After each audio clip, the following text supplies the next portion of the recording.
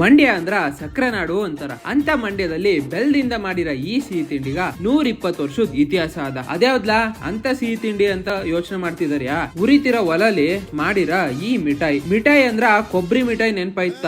ಆದ್ರ ಇಲ್ಲಿ ಹಸಿಕಾಯಿನ ತುರ್ಕೊಂಡು ಅದಕ್ಕ ಎಷ್ಟ್ ಬೇಕು ಅಷ್ಟ್ ಬೆಲ್ಲ ಹಾಕೊಂಡು ಈ ತರ 3 ರಿಂದ 4 ಗಂಟೆ ಮುದ್ದೆ ಜಡ್ದಂಗ ಜಡ್ದು ಮುದ್ದ ಕಟ್ಟಲ ಒಂದ್ ಟ್ರೇಗ ಹಾಕೊಂಡು ನೀಟಾಗಿ ಪೀಸ್ ಆಗಿ ಕಟ್ ಮಾಡ್ಕೊಂಡು ತಿನ್ನಕ್ ಕೊಡ್ತಾರ. ತಿಂತಿದ್ರ ನಿಮ್ ಚಿಕ್ಕ ವಯಸ್ಲಿ ತಿಂದಿರಾ ಸ್ವೀಟ್ ನೆನಪಾಗದಂತೂ ಖಂಡಿತ. ಇದು ಬರೀ ನಮ್ಮ ಮಾತಲ್ಲ, ಇಲ್ಲಿಗ್ ಬರ ಎಷ್ಟೋ ದೊಡ್ಡವರು ಅವ್ರ ತಾತನ್ ಜೊತೆ ಇಲ್ಲಿಗ್ ಸ್ವೀಟ್ ತಿನ್ನಕ್ ಬತ್ತಿದವ್ರು ಇವಾಗ ಅವ್ರ ಮೊಮ್ಮಕ್ಳು ಕರ್ಕ ಬಂದು ಮಿಠಾಯಿ ಕೊಡಿಸ್ತಾರ. ಅಷ್ಟೇ ಅಲ್ಲ, ಅಂಬರೀಷ್ ಅಣ್ಣನುವೆ ಈ ಮಿಠಾಯಿಗ ದೊಡ್ಡ ಫ್ಯಾನ್ ಅಂತ.